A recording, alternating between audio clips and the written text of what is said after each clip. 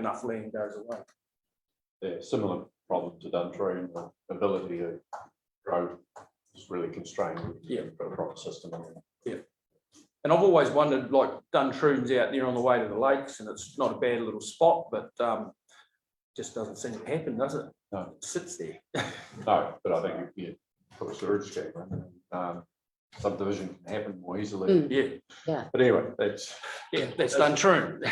well, I mean, Hendon's got a lot going for it as well, and there's a lot of holiday homes there and so on. So there's an opportunity to put a scheme in for what's there, but to make sure it's big enough for growth. Yeah. Yeah. So no, that's good. Any questions, councillors? Okay. Thank you very much. No one wants to talk about poos? This was exciting, but Sorry, Stuart just decided to do this. Yeah, pretty much. Yeah. it's been an ongoing discussion. for a Well, while. yes, yeah, Yeah. we've He runs out the door as soon as I come out. I think we talk about it quite Well, often. congratulations on that initiative. Thank you. Well, and also too, we probably didn't have as much time to get round everybody. Otherwise, you'll probably have quite a few more there. But yeah, No, we've got. Thanks for what you've done. I Yeah. hope it'll be enough. I think it'll be enough. but- Or just yell at and we can do another one. We'll go door knocking. The Wahimo board have supported the submissions as well, and that we've submitted asking for a comprehensive survey to be taken to try and gauge what we do and how we do it. Well, I think the next step is actually scoping it and then being able to survey with some real figures. See how it goes. Yeah. Okay. Thank you very much. for Thank you Thank very you. much. coming into town. Takeaways tonight. Thank you. Thank you. Right, next we're going to go to Peter Plunkett's submission. So that's on page 285. So welcome. Thanks very much. Yeah, thanks for the opportunity to speak on. It's not something I want to do, and because I would prefer to be. Anyway, there's a couple of things I'd like to say. The first thing is thanks for this opportunity, because I sort of felt strongly about some things here, and I put a submission. I was a bit unfortunate to read the fine print, and I was late. Somebody very kindly allowed this to occur, so I'd like to say thanks to that person. The second thing was I was in the counter last week with sort of sensitive issue, and the people down there were very kind to me, so I'd like to say thanks to that, to the people responsible down there. But primarily, I mean, my submission is pretty, it might be probably seem radical to some of the people here that want, there's things, people need money for things, and they're all worthy, and I agree with, I'd like to support a lot of this if I could, but my main issue here is what I see as the rates affordability, and I think, so I just have to refer to the notes a little bit here if you don't mind, but the rates affordability is the issue I'd like to speak about. Now the figures, if I looked at option one, which is the one you're choosing, if I do a rough average here, it looks like 7.5%, and annual would be the rates increase. The Department of Stats figures that I could find when I average in the next 5 years come to 1.96%. Now that's their prediction, obviously. So I mean that could change. It looks like there's pressure on inflation at the moment. But I'd like to suggest that, and I appreciate totally that if the average is 7.5% over 5 years, I think it's quite likely that that somebody where in-house discussions and you're going to come up with a figure of 5% or something like that, and assuming that ratepayers will be happy. In my opinion, that is still too much. I think when the rate of inflation is running at a predicted close to 2%, I would expect the rates to be somewhere certainly above that if this work needs to be done. But I think 3 or 4% tops would be, what I'd figure a reasonable level. The thing that I think that I'm not sure that could be achieved. Like on this page, there's a massive work program. I understand there's regulatory need for all this. Plus, the Hendon people have a valid argument, I would suggest, about needing a sewage system. There's the people before that with the sports system. I agree with that 100%, but only if the rates can be kept within a reasonable level. Now, in my opinion, the way that I would like to think the rates could be kept at a reasonable level by prioritising these projects and running them over a longer period of time. I think it's pretty simple stuff. I appreciate there's probably regulatory pressure on you to get these things done in this timely manner, but I think by the same token, I think that you'd be within your rights to talk to whoever's applying that pressure of central government to suggest that for us to achieve these things in a certain time is unreasonable and ratepayer. So that, now listen, just finally, that's kind of what I would like to read is this article Saturday, only a little brief piece of this, but this was in Saturday's paper, and it's talking about the rates in Balclutha to stay within 4%. Now, Clutha Mayor Brian Cadogan said, I can't express how important this is for those on pensions and lower incomes who have low annual increases in their income. I made a personal commitment to retain the cap at 4%, and I'm pleased and relieved we're keeping that promise for the next 3 years. He did say in the article that there could be, you know, a larger increase after that, but that was his commitment, you know, to the thing. And I think that's, you know, something that he's to be praised for, and I'd like to see our council follow some lead along the same lines. So that's really all I've got to say. Thank you very much for giving me the time. And I mean, in reality, what I would like to say is I spent a bit of time with a submission to St John, which is totally unrelated to this, but I see, you know, I would have been quite pleased to have just filled this in, ticked the boxes and whatever, and just put it in and not appeared. But for me to have to appear here has annoyed me, and I spent a lot of time. I thought the issue at St John was something that didn't need to occur. I would have expected the councillors to say this is a reserve that's sacrosanct. St John in their documentation said they wanted their ideal site was freehold business zone business, and that was the end of that. Should have been the end of it, in my opinion. It was pretty simple stuff, you know. I spent a lot of time around 30 plus people that supported my submission. I did a lot of research, and in my opinion, that was a whole lot of time and effort that I shouldn't have had to do because of somebody here in this room made a decision that that shouldn't have been the way it was, you know. And I think this is a similar sort of thing.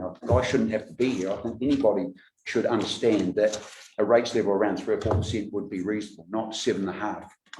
My rates actually, when I calculated that, obviously the rates is variability, but mine are going to go from 2,580 to 3,707 or something by 2026 under this regime. And I don't think that's acceptable personally, you know. So I think that there's some other way of getting around this, but thank you very much for your time, and sorry. That's all right. Peter, what I'd say is over the last 5 or 6 years, we've had some of the lowest increases in New Zealand. Last year we had a zero. I appreciate, yes, I appreciate. Unfortunately, that's caught up on us. Yes.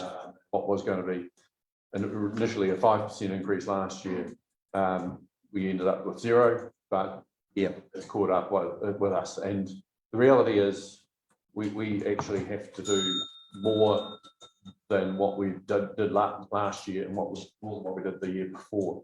So the costs go up, and you know, as I've gone out and talked to people and so on, and done media and talked about the long-term plan, I've said, you know, let us know what things you don't want. We haven't actually heard too much around, you know, the things that people are wanting to cut. Yeah. But we are still working on those numbers, and we're going to try and get them lower. Yes, I appreciate totally. You got the work program, as you said, with the zero rates last year. You know, that was fabulous. Obviously, it was difficult times. You know, and I appreciate that, and I can understand that there needs to be there certainly needs to be some sort of, you know, you've got a huge work program, plus obviously the people that you know, the Indian people have got a valid case, I would have thought, and you know, this sports centre, I picked no, but it's only because you know I would prefer to see the lower end of the 10 million of it, but I think those people have been asking long enough for a rec centre. I'm a little bit dubious about the whole process of this, but you know, there's certainly no doubt, you know, that the sector needs an upgrade, so a new one's probably makes the most sense, you know. But anyway, hey, look, thank you. Thank you for making a submission. Yeah, Thank you very much. Can I just ask, Mike, have we got all the submission? Because I'm just looking at the end of page 287. And it just finishes with reduced funding for tourist attacking, reduced funding for something things A and B, is it? Perhaps apply to outside funding. Is that the end of it, or have we missed a page of that, or some concluding comment? It didn't seem complete to me when I first read it. We're assuming that all the pages there would have to go through the manual ones to check. No, it doesn't. I'm not sure whether it is AMP or whatever it is, but reduce funding for whatever that is. Perhaps apply for outside funding for that. Oh, okay, there's 2 years. So it does make, yeah, that makes sense. So anyway, we also have a CCS with us. So last but not least, Oh, we last. you are last. So I don't know. anyway, well, welcome to you both. Good to have you here. Feel free to take a seat and now just go to your just go to that submission on 282. yeah. Yeah, Okay, so this is our first time ever doing this flip book, so we're very new at it. I'm Jackie, this is my son Zane.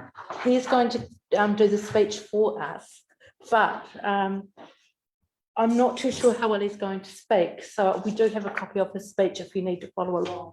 With him. and just give them to Ross and Yeah, he can do that. just in case he mumbles a bit or gets a bit stuck. He It's may.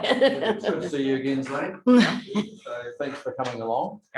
So looking forward to hearing from you. Oh, thank you. I hope I've got enough copies. But that is just purely his speech. So if he does get a bit mumbled and a bit lost, I'm sure he'll be well. we're okay. Right, so you're ready to start just when you are. You ready, Zane? Ready? Ready? Wait for the gentleman to sit down. And shall I just say on a side point, this is something Zane's always wanted to do for a very, very long time. So he's rapt to be able to be sitting here in a council meeting, being able to talk. It's a tick off his bucket list, isn't it, Zane? Yeah. Right, go. Hi, Nice and loud. okay. Hi, my name is Zane Eagleton, and I am a member of the CCS Disability Action Local. Advisory Committee, or LAC for short. I have autism and an intellectual disability, so please be with me, and sometimes I can muddle my words. Well done. I could like to talk to you today on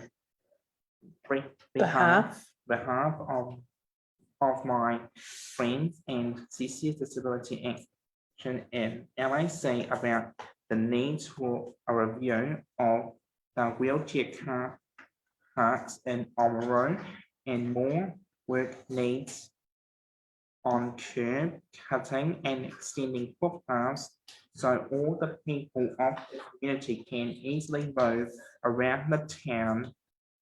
The need for better wheelchair car parks come about last year when I was updating the Access Aware app, which is an app people can use and shows a photo and location of where all the wheelchair car parks are in New Zealand.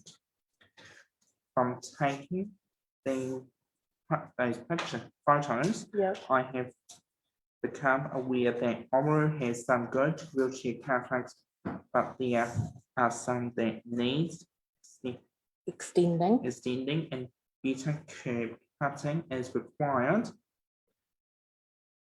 I took this information back to CC Disability Action in LAC, and I was agreed that the other members had some concerns and more work needs to be done on improving wheelchair car parks and better curb cutting for patient users, Mobility. mobility users.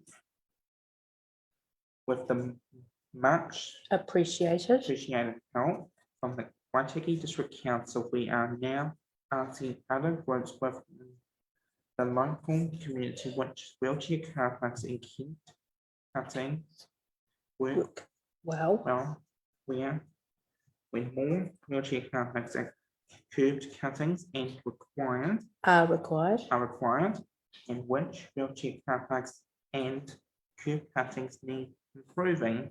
From our findings so far, the wheelchair car parks outside the Dun Hotel and movie theatre are very good car parks. More wheelchair car parks are required at the Windy Bay Playground, and extending of the extensions of the footpaths is required.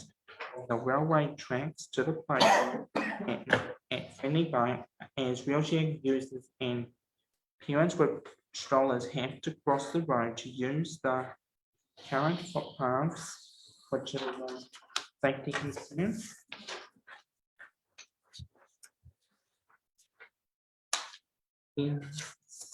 We still have more people and groups to speak to, and once this is finished, CCS Disability Action and LIC will pass this information on to the council. CCS Disability Action and LIC believe that all members of the community, Regardless. regardless of their mobility needs, have the right to enjoy this wonderful town we live in. But this is not always possible for those with mobility needs. A few changes being small or large could make all the difference for the people with mobility users. Issues. Issues being able to enjoy the towns we all live in. Thank you for your time and understanding today, and I hope Thought. we given to the CCS Disability Action and LIC submission. Well done, Simon. Man. Well done, you did it, man. That was really good. Oh, was it? Yeah. Thank you very much. Well done, Zane. And, I'm and wrapped. yeah, you've given us some really good information. See if council has some questions. Yeah. Well, that submission must be on for the question. How many extra car parks do you think would you want it to bring the playground? Two. So, Okay. Because at the moment there's space. There's one halfway down the esplanade, and I believe there's another one further away, but there's not actually one at the playground. Yeah. So, yeah, we've got special swing for disabled people. to Yeah, go on and yeah, then and- go up. Yep. You love that swing, don't you, Zane? You know the round swing at Friendly Bay? yeah, Yeah, you and the boys from Waitaki boys used to go down there. yeah. I'm surprised it's still in one piece after the boys have been using it. But they love it. I know they used to love it and they still do love it. Yeah. Councillor Tavendale. Thank you very much for your submission. It's really good to receive this kind of information from people that actually, understand the challenges themselves. I'm just wondering around things like crossings around the Oamaru, how well we've done things, how easy it is to traverse around in wheelchairs and that, and if you've got any comments on that. I believe we're still yet to, we've had a brief conversation with the gentleman who does the taxi, the wheelchair taxi man who's been here like 12 years. He's been driving them for 12 years. He's saying some of them are really good because they're long, but a lot are too short. So if you, by the time you've got your ramp down and you've actually got to back the person out of the back, yeah, and if there's someone parked up close behind you, you're in a bit of a pickle. Yeah. But then those who like drive their cars and what have you, and can get the person out the side, yeah, there's some wonderful ones about. Yeah, but does that help? Yeah. I guess I'm just wondering about just general access as well, not just. Oh, there's car parks. a lot of the mobility scooter users said the curb cuttings have been great, and also the it's not slip slop slap, but it's a program where you can dob on a cube. I'm trying to think of the name of it. It's an app. Snaps him sold. It was something like that, where you can dob in a cube. That's been really wonderful. Dobbing in a cube. So Good. I'm going to call it that. There's your enthusiasm. Yeah, exactly. A lot of people have said that that's been great and it's really helped where they've had some issues. It's really good to hear that that's being used, but Oh, definitely. helps us kind of understand where the issues lie. Yeah, but well, as we nicknamed it, dob in a cube. Yeah, dob in the cube works well. I wonder if we're squealing at night. Yeah, exactly. Yeah, so no, this is, yeah, as I say, this is our first time, so yeah, thank you. Okay, any other questions?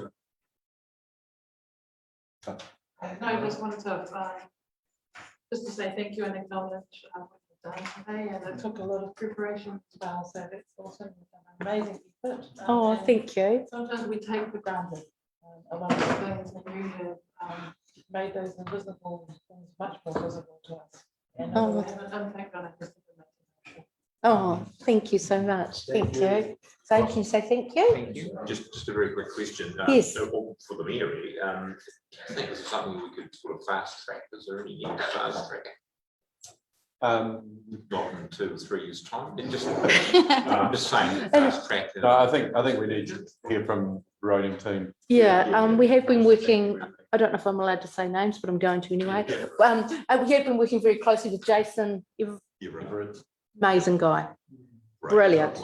We've been, yeah, we've been working very close with him. Pay rise now too. Yeah, oh yeah, shall I tell him that? I mean, you get your pay rise, Jason? No.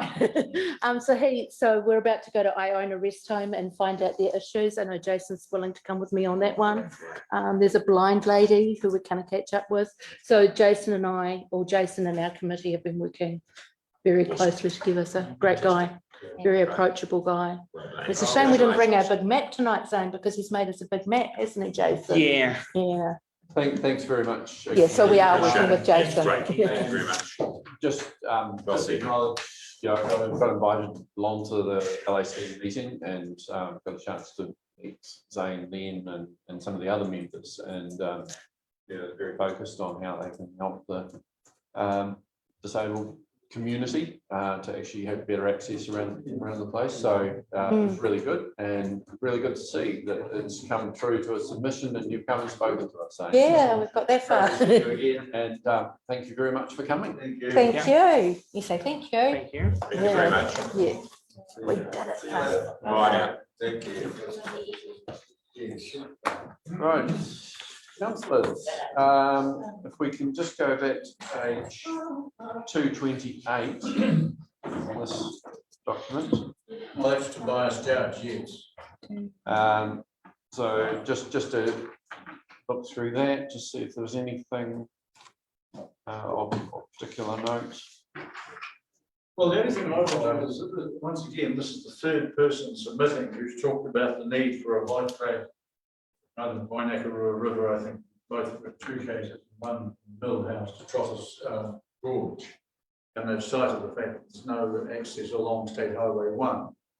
So, I mean, and there's also that issue of the undercut. Bronwyn Judge mentioned the bridge at the start of Cutting Straight, problems created, cyclists going over that. So, I mean, if nothing else, I think again we could ask to do part of the whole cycleway thing, coastal one. It's going to be a bit sort of prioritised. Problem there is addressed with communities identified some submission boxes. Yes. With due respect, I've had guts full of cycleways. We've got some major issues to deal with here before we start worrying about cycleways. So, sorry. That's okay. It's a 10-year plan. Yes, I realise that. But we've got 20 years of work in front of us to fit into that. Oh, you should see how well our staff really work. They have to. Yeah, well, it's only 20/7. Let's keep going. Yeah. We can work long. Not sure we work. Councillor Tavender. Just want to, I guess, highlight the amount of submissions that have mentioned people's mental health. Like, it's actually been quite staggering how much of a theme that's come through, and maybe it is asking that COVID question, but I think we need to be really mindful of that in decisions we make and the work we do with Safe Waitaki as well, which is very much in that space. Yes, it's, I think the work that's happening is, it won't come too soon. Hopefully we get some good results out of that around mental health initiative in the district. Right, if we go now to page 279.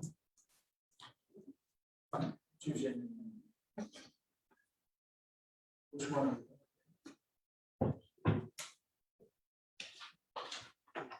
So Cycleway, was Kakanui. one that I was going to be speaking at council. As I was saying, Councillor Thompson will be impressed to see there's a cycleway mentioned there. Yes, walking trains, cycleway, Kakanui, Longaroo, Councillor Thompson. Giving the chapter 84 HLA completion Councillor Thompson. Promote more efficient Just reminding- and sustainable commuting. Concerning, 'cause he's only 3 weeks in. Councillor. You're calling it a new meeting. Yes. Is anything exciting? Councillor Percival. I'm saying steady down because you're still on air. Yes, I know. Yeah. Right, we're just moving through. So is there anything else from that particular submission? Okay, right, we'll go back to the non-verbals and Sorry, Richard, there is that one I have raised it twice. There is April Hayes Dixon's one. do you have page number? Oh, very early on, wasn't it? So I have for the non-verbals. Righto, we'll go back to April 236. Hayes Dixon, number 26. Not paid, it's on. Page 9, was it? I think it was. Page 22. Well, the only thing I wanted to do is give our officers the opportunity to, these are all public documents now, and on page 23, she says,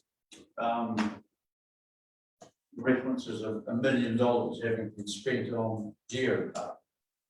And yeah, after the body of an approximate $1 million investment in geopark, barely is mentioned, etc.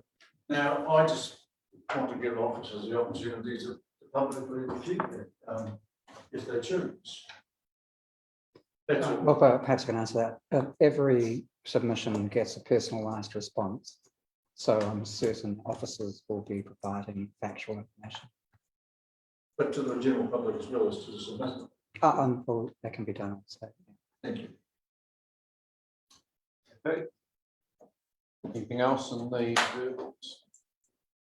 Go to the non-verbals, page 720 to 730. On page 728, I'm presuming that they decided they didn't want to speak because they have got at the top there would like to speak to the submission. So No, that's where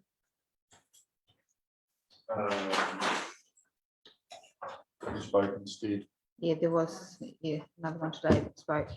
So is that part of that? Yeah, Okay. there's a bit of a double up in that submission, I think. Yeah. Anyway, yeah, someone else. Or who spoke. But yeah, Councillor Hopkins. Yeah, just following on from that, and I think I presume that Michelle Kitchen's given the submission for the Residents Association. And we heard earlier about using some of the 400,000 for the exercise track. But she talks about the 400,000 Sweetman being she's not sure if it should be ecstatic or insulted at this bride. And goes up saying should be parking safe shared pedestrian cycleways or basic infrastructure. So what does the Residents Association want? She's speaking for them. That's in direct contradiction to what government submitted was saying earlier in the day. I don't know whether that's on behalf of the association. It's made on her behalf. Well, it's a maybe personal- hers and hers alone, yes, you could be right. Personal submission.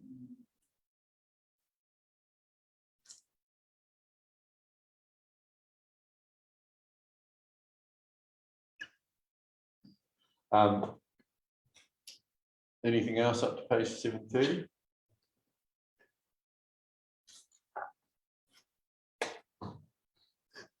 Are you need to get away, Councillor Percival? Or the Coronation Street. Or Shortland Street. I'm worried about that. Okay. They've got recording devices out, Fuchsia Creek. Look, if you need to get away, that's fine. If you've got any comments for these next 200 pages, just feed them in. Okay. Good as gold.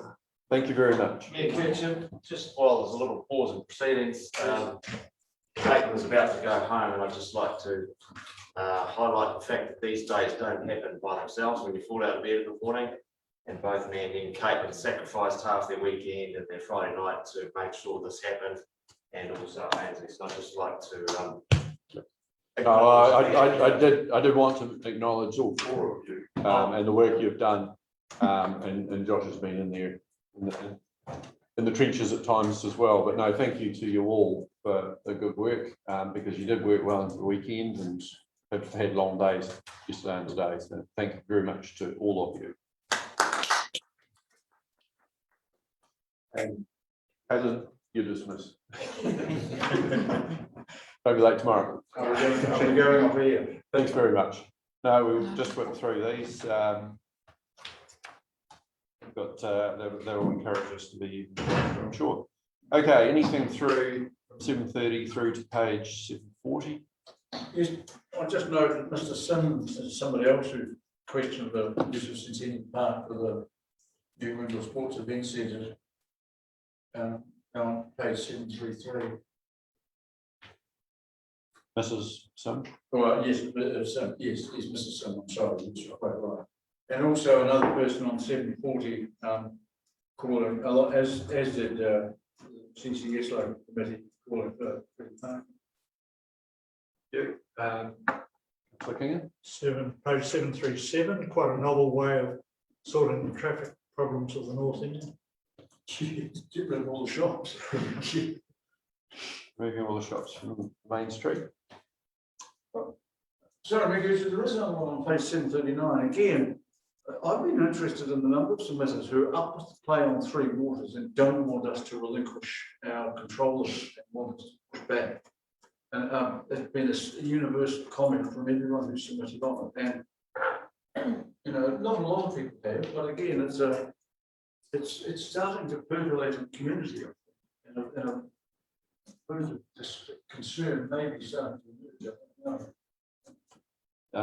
Yeah, it's moved so very quickly, and there's been so few answers along the way. It's been very difficult to communicate with the community, and it is something that has to happen. There is quite a comprehensive campaign being planned through the steering group, looking at three waters, the combination of LGZ, what was Solving, Patua, and Department of Internal Affairs. So that's going to help inform the public around the proposals, as yet to be fully explained to us, although certainly sounding like there will be 4 entities. We'll see where we go from there. Right. So next lot, pages 740 to 750. Just report a submission about rats in the street. Is that us or ORC or are we aware of the problem? I won't say what street it is.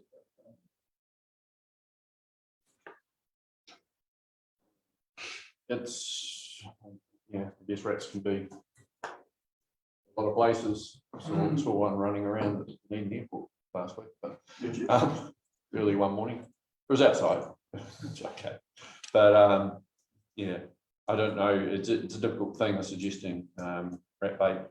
That's always a challenge around domestic, urban areas with domestic pets. Yeah, not something we normally deal with unless it was within our infrastructure. Right, anything else through to page 750? Just to note that there's another tranche of submissions from Untitled. The Moffat one, is it? We are asking what the target to look at parking in those. So I've had a very good discussion with Mike Harrison about it. There's some definite improvements that can be made. It's not necessarily going to be Kotahi that pay for it. it may be that if we do the work, then they'll, pay for or contribute to, contribute their share to us to actually carry out the work. But yeah, it's sort of early days yet, just to determine what the right solutions are to make it work a lot better. But it's pretty easy to see where the problems are and what some of the solutions are, at least. Gary, it's almost, Chair, I should say, it's almost as though we need to bring Qatari to account, because it's not the only issue in the valley, in other parts of the district as well. We've got a problem with NZTA, and we've had these problems for not just the last 12 months, but probably the last 12 years, most of our time. And I just think we've got to hold them to account, and maybe it's time for a little bit of a summit with us and them to sort this out once and for all. They're not listening to the community, and yet we are. We can't do anything about it. Well, it's the fact that we're having to do something about it, probably. Yeah, well, that's right. Yeah. Which, if that gets a better result, then I'm happy that we do that, but they do need to play their part. Sure. They can't just abdicate responsibility around funding in particular. But they just can't say no all the time either. No. Sorry, right. So, no, they just can't say no all the time. That's what they've done. Okay. Page through to page 760. Anything else there? Just 754, just talking about a safe barrier at Untitled Domain. Makes sense if I don't know if that's in our planning at all. I thought it was a good suggestion. Yeah, just picking up on that, Vicky Munro's made a number of, like the safety barrier one, and then O'Hare Nursery support, Kura boat ramp and so on. What do we do with those? Do we invite, do we commit those to the board for this discretionary budget, or do we treat them as a submission from the board, Ross? Do you know? No, I don't, but they have all been spoken about at the board, loosely at a workshop, and out of that workshop came these submissions. So the easiest one to do for me is just put some barriers outside the playground and over the tailgate. That's not a difficult exercise. There's little things you tick off and it makes a big difference, you know what I mean? Yep. What about the Kura boat ramp? Yeah, that's a bit more of a trickier one. Gary, you probably know a bit more about that than I So do. what page is that? Like Kura boat ramp, 758. Yeah, and that's an issue that jet boats particularly, because the ramp, I don't think, is into the river far enough, and jet boats, when they take off, come in, sorry, to pull up on their trailer, blast all the stones out, and it creates huge hollows behind the ramp when they're trying to get out. So yeah, so it's been discussed before. We've looked at whether it should be added on to our lakes ramps launch ramp ticket. There's challenges around that. Yeah, it's probably in the slightly difficult basket at the moment. But, we have stepped up and helped out with the island itself. This is attached to the island.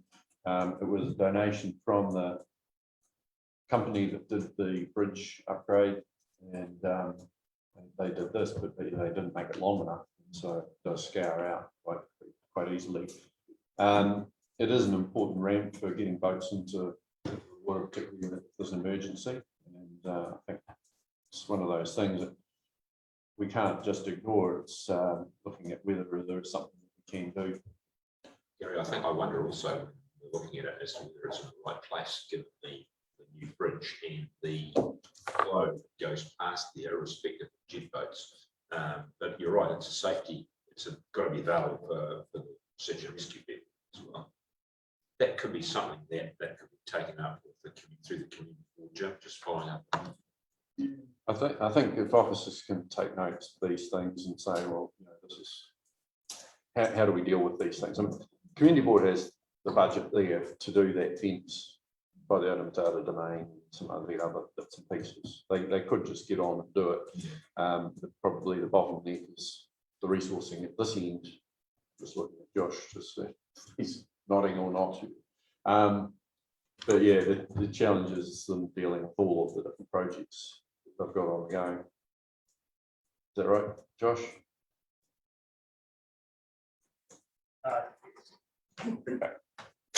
So, but I think these things need to be recorded and we need to prioritise them and at least make sure that they're on some form of priority list.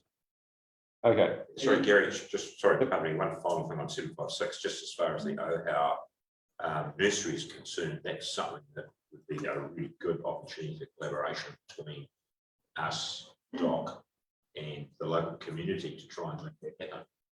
And I think that would be a very good initiative somehow. I don't probably Eric, that's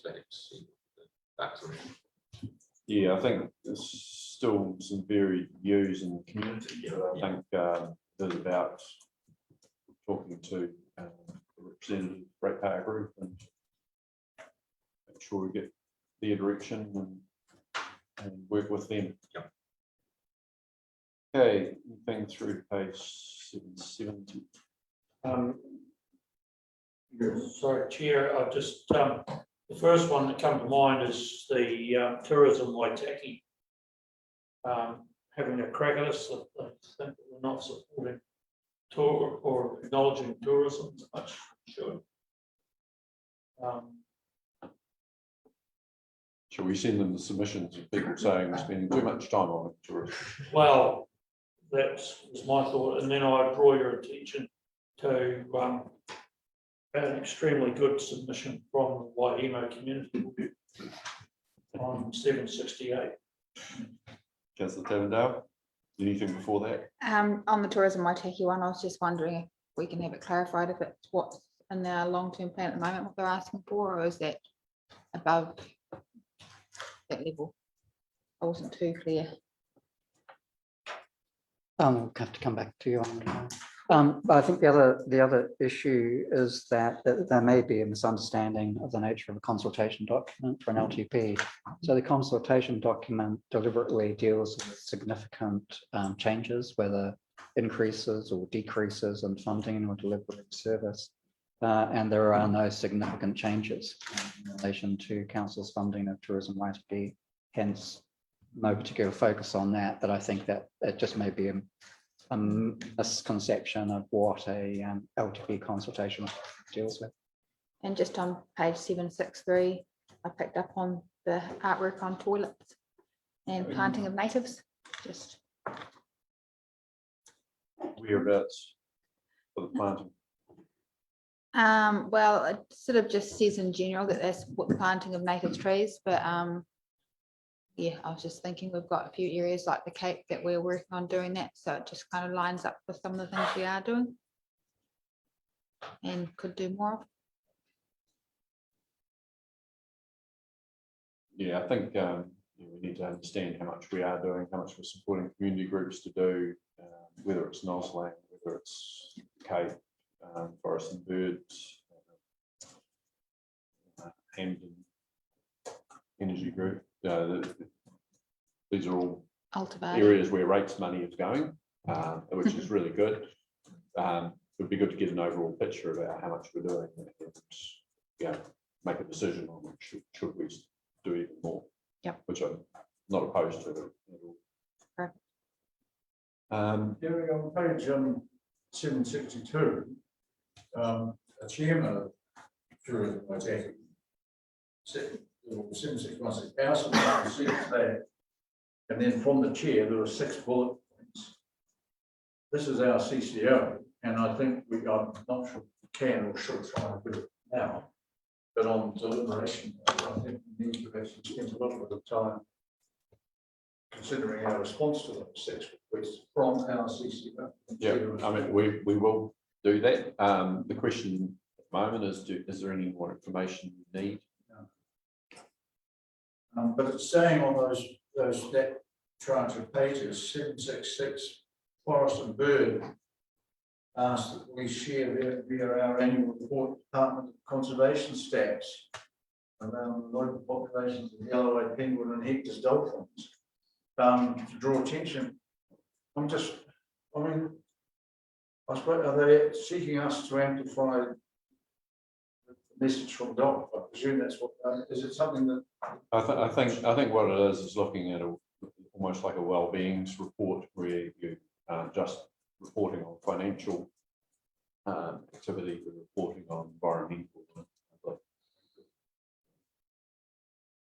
And finally, from me, again, just, we haven't heard from either board. Normally they will come and speak. So if we're up to the board, I'm just going to go to Oh, sorry, you are, all right. New Jim first, because he would raise this one. There's just two things that I'd like to highlight, because the rest of it's self-explanatory. But one is the issue that we discussed earlier about the importance of getting those footpaths to ensure the kids have got access to school without walking down those 3 feeder roads. And then the other one is an initiative being driven out of the Dunback community, where they have negotiated with the landowner to secure access for a walkway from the Dunback domain up to the village coming up the river. They simply propose a pretty low-key walkway signposted by us. And I believe it's an example of where we can swing alongside these community groups and facilitate rather than impose a regulatory framework on them. They don't want a rail trail type track. They probably are asking us for support by way of a couple of signs to say if you follow these pegs, you can access the village. And I see that as very similar to the submissions that we had from the Duntroon community, where people actually want to take ownership of their community, and we need to empower and support them. Yeah, a big push for a lot of us over the last 7 years is about the council being an enabler. And, you know, our community groups are great. And by us adding, you know, a bit of funding, a bit of resource, whatever it might be, they can leverage off that, create some pretty cool stuff. So, yeah, very supportive of taking that stance and helping out. So it's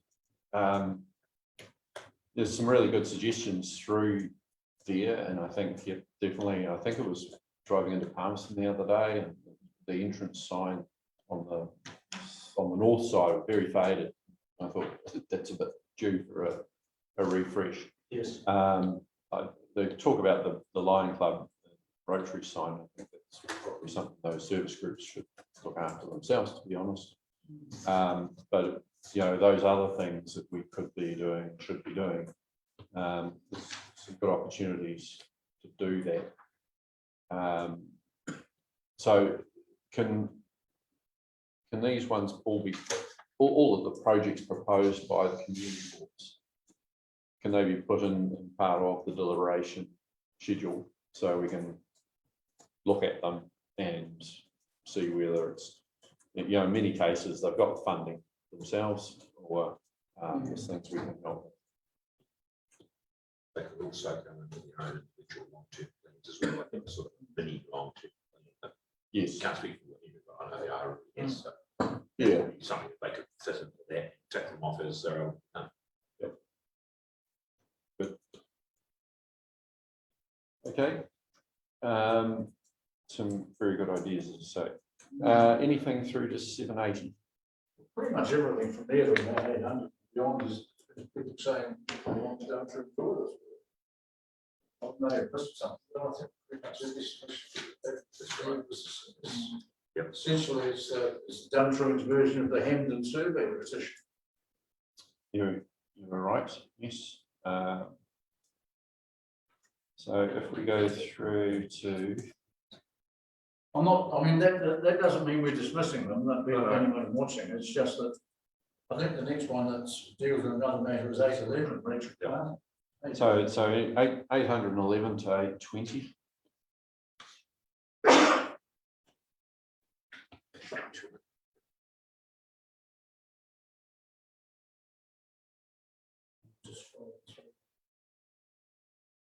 It proved tourism, my text is, Harrison. There's a reference on page 816 to the sample rate increase for Meraki being 38.53%. That a lot of that increase is a fixed amount per property based on the new sewer upgrade.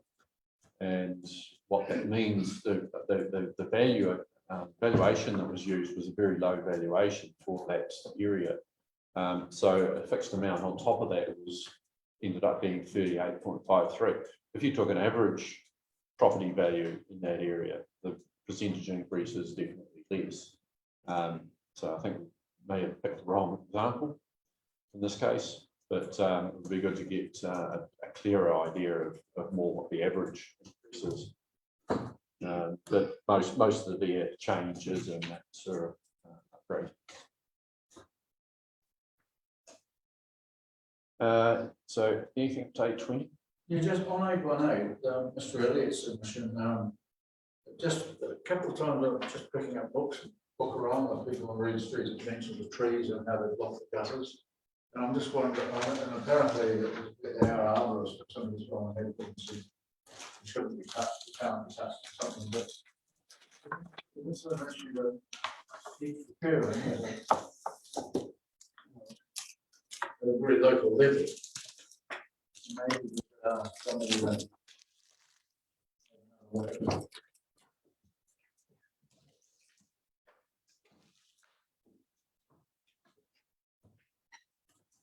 Sounds good. And at 820, just out of question, out of curiosity, are we, I think we are using the UAGC to its maximum 30%, aren't we?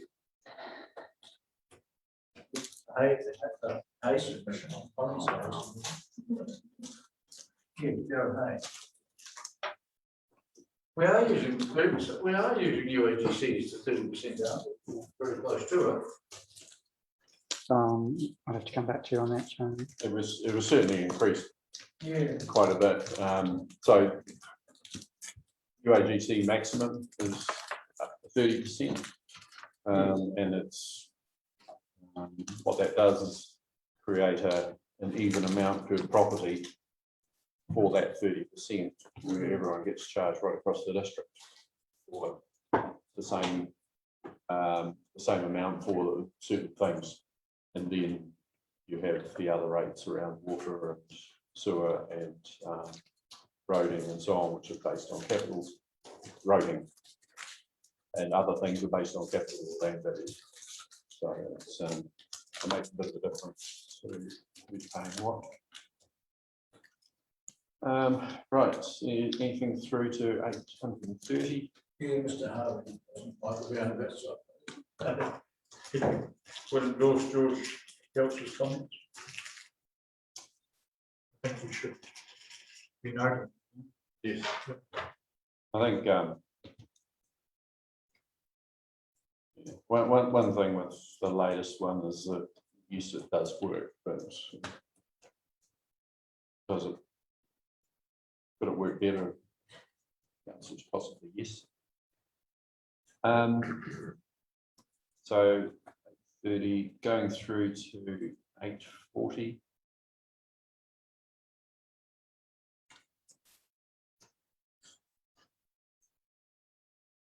Just a whole lot of suggestions in 829 there in Hampden. Yep. That are working through at some stage. Yeah, I think some of them are CRM, so probably just double check with staff that these are being picked up as CRMs where possible, or is it possible to contact people who are making these complaints just to clarify where it is? Is that sort of thing that actually happening? It is, okay, that's good. Okay, right, through to 840. 850. Oh, I'm just wondering, sorry, Barry, losing for a quick, the Jill McCarthy's submission about an annual or biannual e-waste collection. I I know that they used to have solid waste collections, curbside collections in some of the big metros. I remember when I worked in Auckland years ago.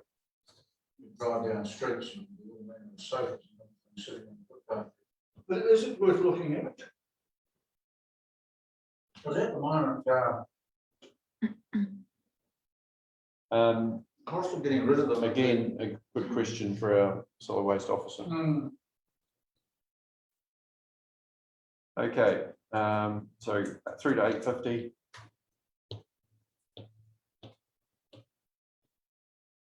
Wondering, how much do you have to do with the multicultural council? And much talking with them, they've got some really good conversations there. Some of those initiatives are underway and some need a lot of resourcing. So I'll put together something.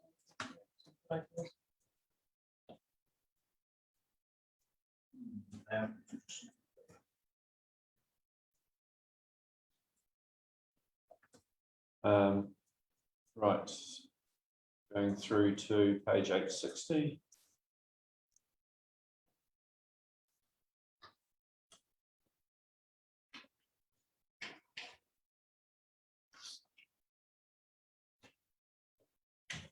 Page 70. Just on, Mr. Mayor, on 860, there's another one that has occurred through a number is some way of us providing green waste facilities. So it's obviously everyone's struggling with having to pay for getting the green waste when if we had the opportunity to provide something.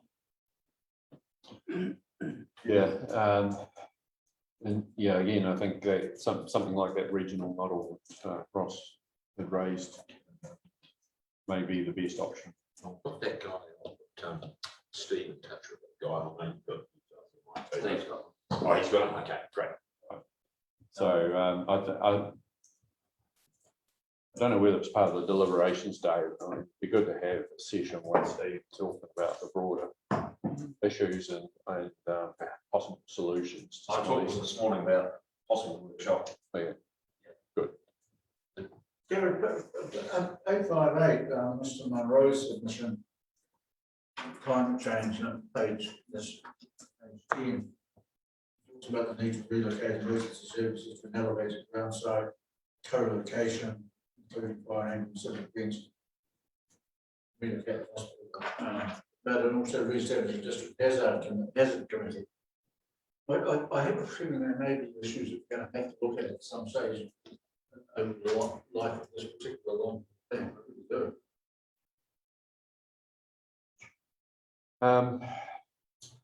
They may be. I mean, civil defence, we do have an opportunity to do something with that sooner rather than later.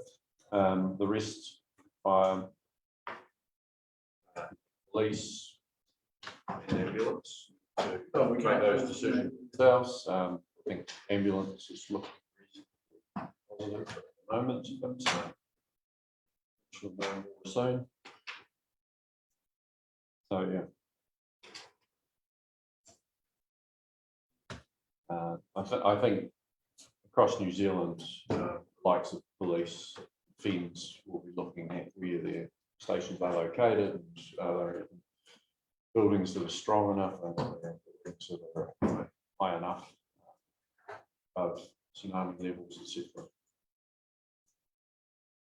Right, I think we're up to 870. Some fed farmers. There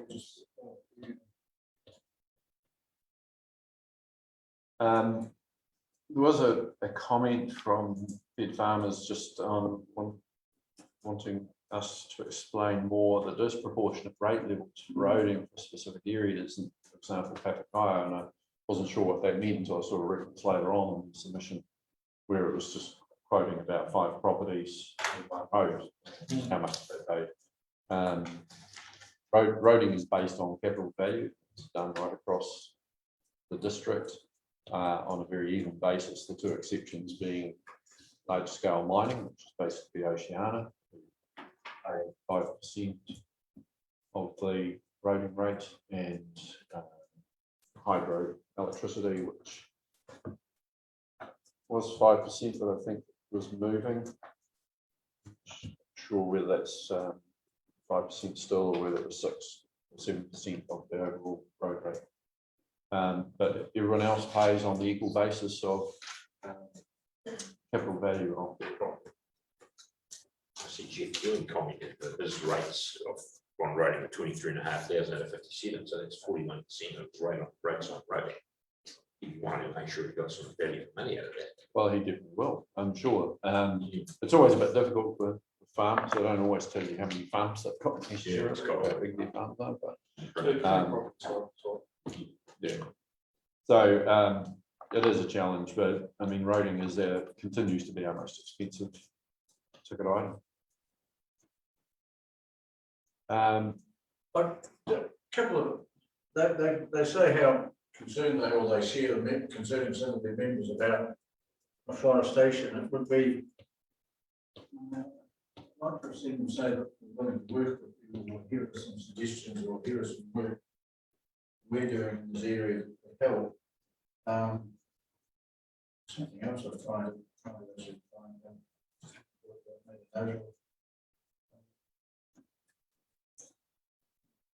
That was one thing that struck me, that. Oh, yes, no, the other thing, they, we need to note this, we're probably going to anyway, but they pointed out that council's consultation document, the council expects, this is 2.12. Council expects to engage with the community on the opt-out decision, and they just say that from a rural perspective, there's a lot to consider. So we request the council allocate sufficient time. So just another sign of the growing concern about what's happening. Excuse me, just in terms of rural roads and local roads, sorry, total roads in the district are about 1,800 k's, yep, and rural roads about 1,200 k's. No, unsealed roads are 12. Oh, okay. Out of the total, there's quite a bit of so there's 600 k's of sealed roads. Quite a few of them are in rural areas. Right. So okay. So the 1,200 again, sorry, that's the total.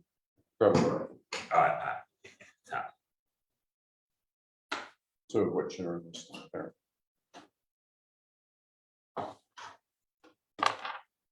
Sorry, what was that? Two of which are in Western, as you know now. Oh, yes. Okay, anything else there? So moving through, we've got docs submission.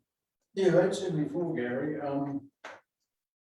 Point number 5, I note the presence of former gas works on coastal land now managed by Kiwi Rail. I submit the long-term plan should provide funding to contribute to the appropriate remediation of this site in partnership with Kiwi Rail, the department, and other interested agencies. What's expected by way of remediation? I'm aware that ECAN has some strictures on future use of the land, but what are we supposed to be doing? I think gasworks sites have traditionally contaminated from the materials that they had there. So I don't know whether it's a case of digging out and removing the material or making sure that it's sealed. Given the location on the Bruce one, I think there's a bit of a problem there. You know, it's fine as long as we protect the coastline, but if we don't do that, it starts getting exposed. But I think it's our staff will know and get a response as to exactly what that might look like next week. Well, last time I looked, I just as a piece of information, ECAN had rules about you can't grow food there or raise animals there for human consumption or plants. But other than that, ECAN had no, ORC had no limitations or restrictions on the site whatsoever. As I say, we'll get the information for next week. Heritage New Zealand submission, page 878.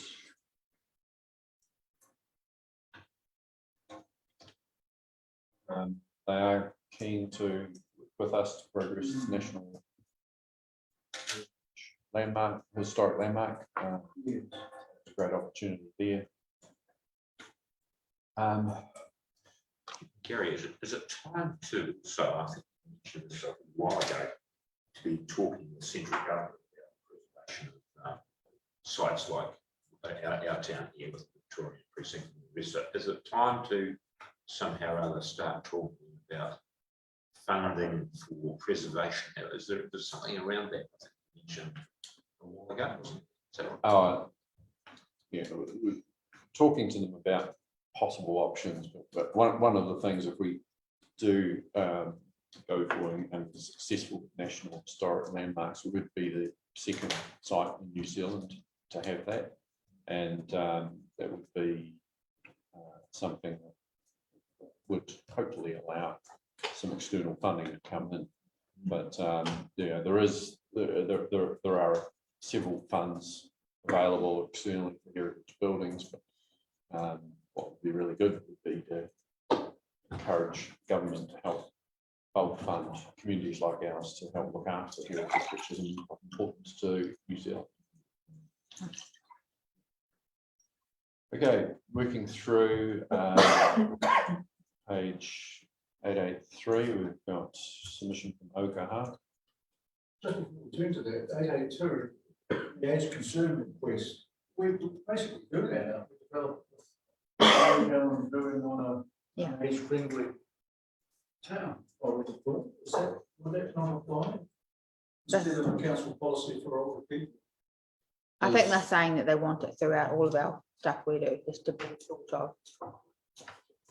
So yeah, how do we look at just a quick Google and look at Christchurch's aging together policy, and they're not major documents, doesn't seem. It's just sets up an internal policy around work with different groups and so on, particularly aimed at the older folk in our community.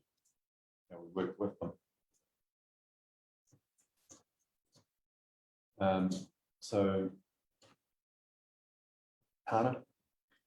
Yeah, just following on from that, we had a local settlement network meeting last week, and we had feedback from one of the managers of a rest home. For every 9 caregivers that are leaving due to whatever reasons, only 3 are being recruited. So there's quite a big gap there. So just in terms of that industry, caring. That's something I think the government wake up and realise. Melanie? I was going on to the next page. Okay, yep. Just wondering with Okaha on this, on our budgets currently, did we have a kind of funding agreement with them? Because we did discuss it at some stage. I was just wondering where that got to. So I thought we were looking at starting out with a funding agreement of some type. I correct me if I'm wrong, Mike, but I don't think that there's a line item in there currently. There certainly was a discussion that was supportive of it, but I'm not certain that a line item has gone in. There's certainly funding for the site for district plan. Can we have, because I think that that's going to be quite an important discussion moving forward. So some information come back what we have put aside for district plan, and looking what our options are here, so we can get an idea of if it's something else we need to look at adding. Absolutely. Thank you. The starting point will be what are we including in our budget for the district plan review for the coming year, for contract work with them, and build on that. It's a good opportunity. Okay, anything else through to page 890? Just notice on 885, the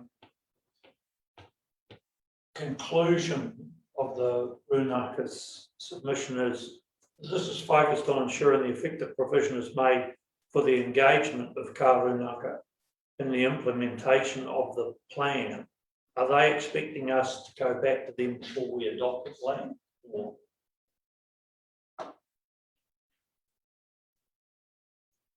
Perhaps we should ask them.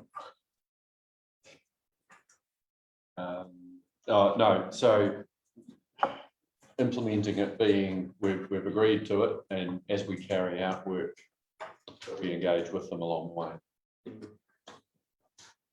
But the focus of that seems to be more about engagement and consultation rather than funding. They do mention passing that they've got conversation with funding for some of the other grants, but I'm not sure it's funding. ORC and QLDC. Yes, exactly. Yeah, all of them are looking at it. Basically, we do pay on a contract basis as needed, but the idea is to basically put them on a retainer, so we have better access. It gives them certainty because they can employ the resource, and then we can call on them whenever we need. Obviously, with risk, but it gives them the capacity to help work with us. How for a partnership funding agreement under the heading submitter on page 884. Yes. I just wondered at what point what you just said is that to take it. Okay. Just on page 888. Okay. James White's suggestion around Kakanui Bay Road having a turning area. Would be good to get some information on that. Have you seen the submission, Josh? So just it's on the public bit of road, but it then turns into a private road. That private road now, because of security issues and so on, there's a gate locked. So people drive along to there and then find a locked gate and trouble turning. So just a But you also want to see road up to the that's part of it as well, which would be a bigger challenge.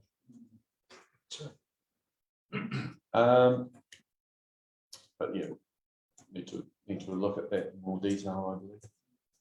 Okay, anything through to page 900? Yeah, look, just 890, the mountain bike, North Otago. They talked about the fact on page 890 that they had the tune of 15,000 grant per annum for spending on track maintenance. And they were asking that it be increased to 17,500. Explain why. Have we got the 15,000 on the LTP, and how would you respond? You have to the increase or request for an increase, or it's not there at all. I believe it's in there annually. Well, that's what I My thought. understanding. Something sometimes disappear. I'm just wondering. 890. What I'd say on that submission is Mountain they're looking for part of the funding will be used, significant part of the funding will be used for signage on the Cape area. Just want to make sure that we're working with them on making sure that all the signage in the area is uniform in its appearance. You know, it actually is. You know, it's not just going to be about mountain bike tracks. It's going to be about the other tracks and so on as well. They raised the Cape Wombrau to Beach Road link, which I don't know where we're at with that. It's been discussed at different times and there's been interest shown, and I don't know if it's something we're talking about or if it's just gone into nothing land. Yeah. Haven't heard an update on that one for some time. I think it'd be good to get an update from Junior Parks Recreation Department on that one. Yeah. Okay, are we up to 900 yet? Well, just Mary McMurtry's 898. Because I think the Marima one is what we had before, but she just mentions the fact we used to have a road sweeper. I suppose it wasn't a room somewhere and forgotten it. did we have a road sweeper or was it contract? And if we had it, has it been put in a room somewhere, Ferguson, been forgotten about? I'm deeply concerned. I'm sure that it's in Josh's cupboard somewhere. He had a Victorian road sweeper, and I'm not sure where he's on, but no. Well, I imagine she's talking about the big sweeper truck, which Whitestone used to have one, and South Roads do have one, and South Roads do go around. I'm not sure what the contract actually states they need to do, but I think they go around town daily. Yes. In the morning. Right. And around the main street, as to where else they go and when they go, I'm not too sure. So they don't necessarily do Main Street daily. Okay. They do travel daily on different streets. There's a Right. program. Okay. Right. I think they do the main street more regularly than others. No, that's fine. Okay, so through to 900, through to 910.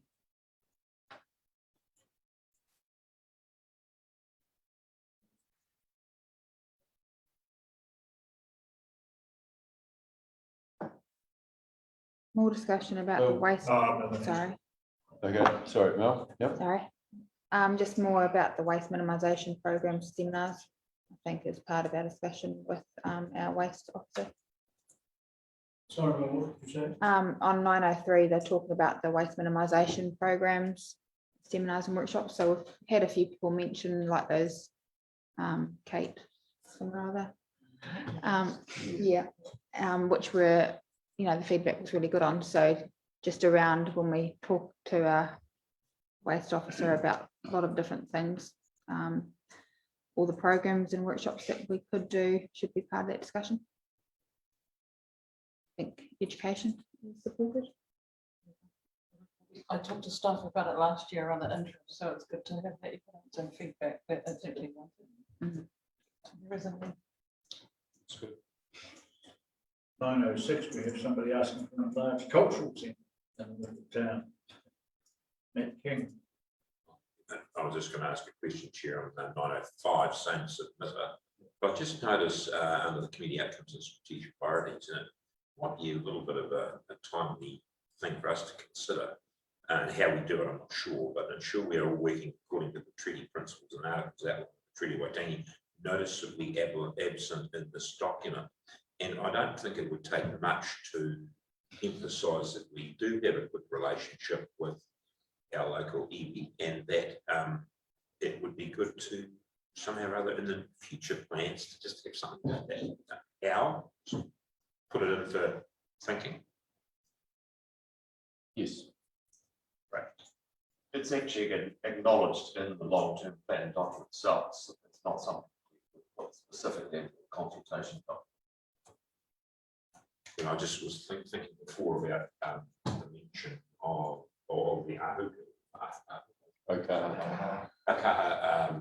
And I'm just thinking, well, you know, we're trying to play with them. So yeah, okay. On 908, submission from the Jamisons, I mean, it isn't a long-term plan matter, but I do know that at the end of the bottom, anything else, talk about all the other things we've raised in our thing. Their comment is it is more important to find suitable site for St John's ambulance basing quickly. Everyone in the community needs it.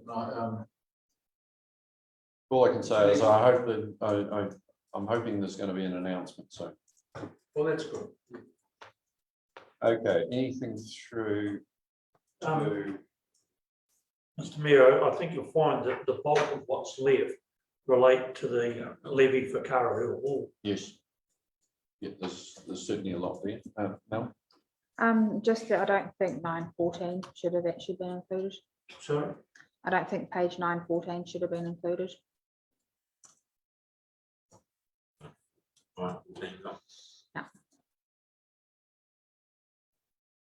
Oh, I don't think it's necessary to. Can I speak on this, please? I was actually a bit concerned about this one. I'm really wondering where the boundary was drawn. There's quite a few in here that are 5 books people, people. Perhaps I should declare an interest on daughter. But anyway, you know, we shouldn't do things to get people's backs up. Little things like this does. So I'm just sort of annoyed that the boundaries stretched out of it. Yeah, we need to double check on, have we got the Five Forks boundary right? And, you know, where's the double up happening? So when the post information is provided to contact the guardian stakeholders, current rates, the information is brought to those who are paying current rate. They will receive the letter to say that the proposal about the $50 full rate charge. After the consultation started, we then received further information from GIS, which they notified that of those initial companies that were contacted, about 38 that didn't have a property on a house on those properties, or they were on the boundary, so they were paying, they may be paying for another. That had been initially identified from the current water rate. The current water rate. Those people that are submitted to it have been responded to, submitted against it. They are paying another full rate. There are a number of documents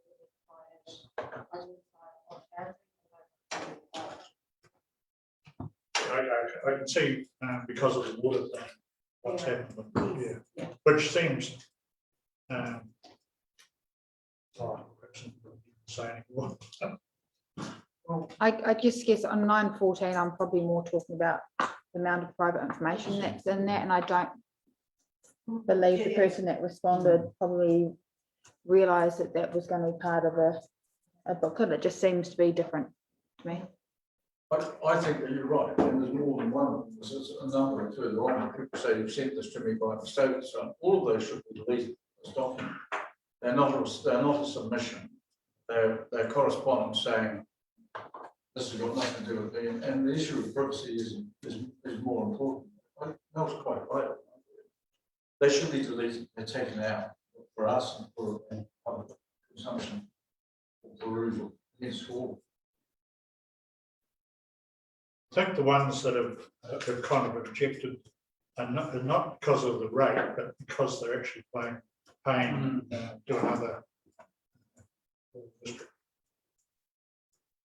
Okay, page 923 is from Margaret Thorne, just talking about some of the changes to some of the different rates, different activity rates.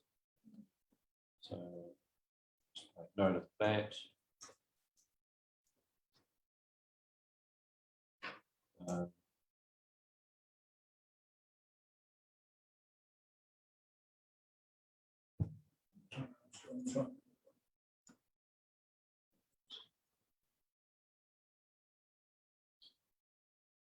Had something like that. Yeah. Doesn't matter. I can't. My laptop fell.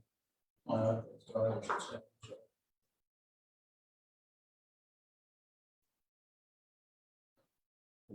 Anything through to 9:30? Nearly at that time.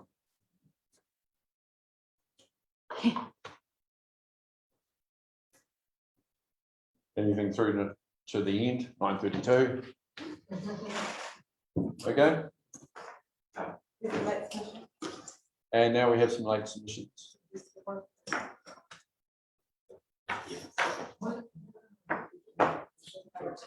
How did we end up with 5? There was those ones that one actually had last night, and then there's another 2 that went through. Right.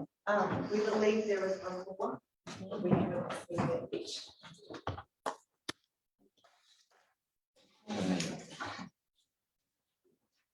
I think there's 5 last night after.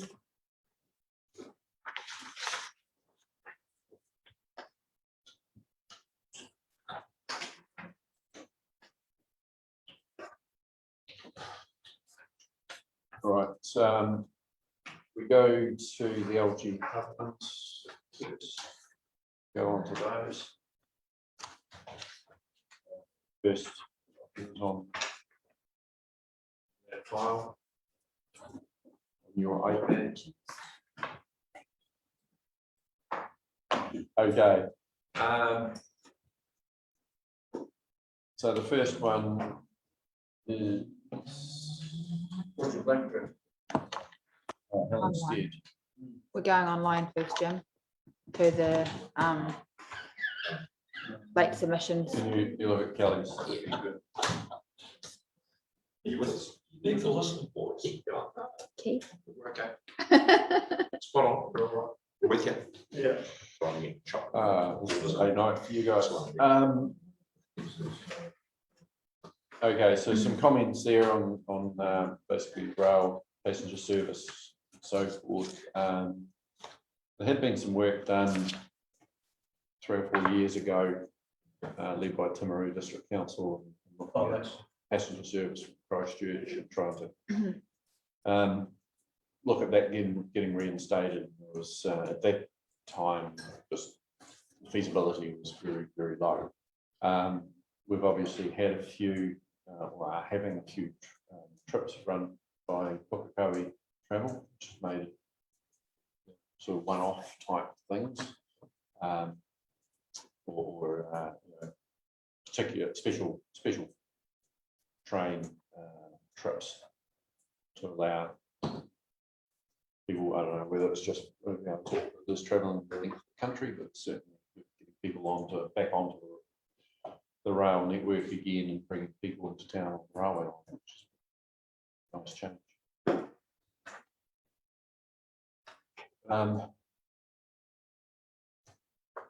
Got a submission on the living wage. Wonder. Well, the difficulty with councils adopting a living wage, in my view, is it's us virtue signalling at other people's expense. I mean, we're not, if councillors agreed to actually pay the living wage out of their own pockets, which we can't, because I'm not, I am, but we're not paid enough. But that would be a significant and meaningful act. But if we say, oh yes, we'll go to the living wage and then actually ping what ratepayers who may not be receiving a living wage to pay that, it just seems to me that there's a sort of a bit of a moral quandary embedded in that. We're getting other people to pay for our virtue. Do we want any further information on that?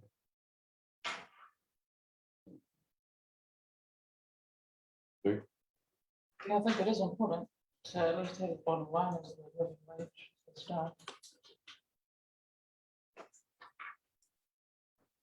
Are you indicating other industries would be put under pressure if we endorse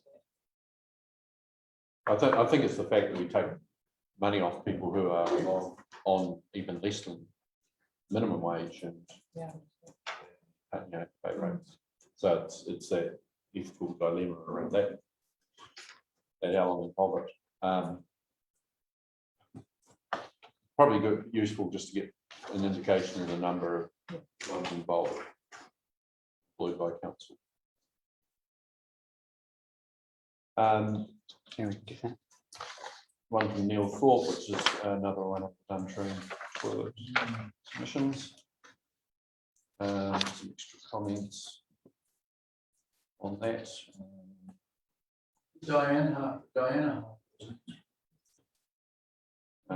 Harper. What's a heated swimming pool?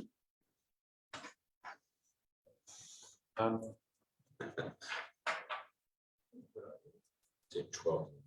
And just talk about a bus service there. We had Councillor Kevin Malcolm. We sort of asked him a little bit more about RRC's plan on that one. I think, again, it's another one of those things that seems to be gathering momentum. The idea of a bit more of a full bus service, at least on the road. Palmerston, I think, gets one to Dunedin bus service. I am McGregor. Submission. just on the declining stadium. Right, that's those. Anything else that you want to take?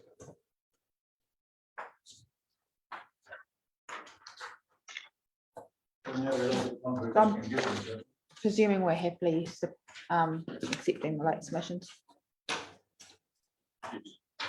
Hey, thank you.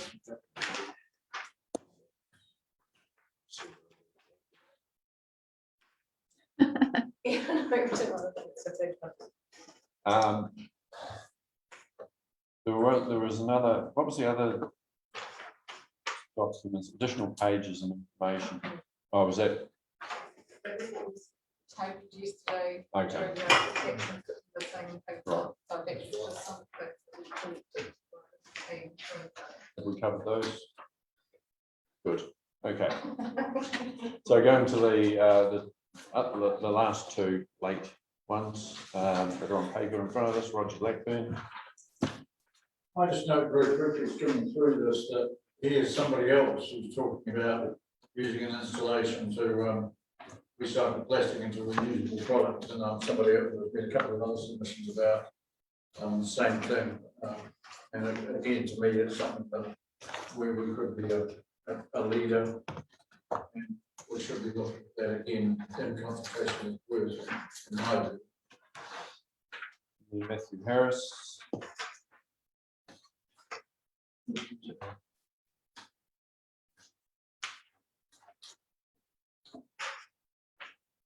Cycleways. more housing job opportunities. More public transport via horse. More public transport. Is that in the horse? Council Thompson. More cycleways. Don't lose our small town vibes. I quite like that. What was the housing? That was under Matt Harrison's as well. More housing and job opportunities. Okay, I think with all of those things. So that brings this one to an end. So thank you very much to the staff who have gone above and beyond. Really appreciate your efforts in pulling all of this together. We're a tight timeline. We still are. So I know there's not necessarily too much rest at this stage for you, but I think we've managed to get caught up very well. And if we can make the next deadline for next week and then 2 weeks after that, and then the final sign off 2 weeks after that, it makes it, maybe if I said it quicker, it would sound better. But anyway, thank you very much for all the work that you've done. Can I, just to make it absolutely clear, I's are dotted and T's are crossed, the original council agenda had a recommendation that might serve council receives information consideration as part of 2021 31 long-term plan process. Yes. I believe we should move that now. Yes. So do so. Without debate. You sure you don't want to debate? No, I don't. I don't. I can just see somebody getting. I'm not. Okay, and that's seconded by Councillor Cavendale. Thank you. Any discussion? None? Those in favour, please say aye. Those against, it's carried. Thank you very much. I'll declare this meeting closed and thank you all. And thank all those who are joining via the live stream as well. There are a few there. Hopefully it's been as thrilling for you as it has been for Councillor Thompson. I have friends who say it's better than short and screen. Check that with Guy.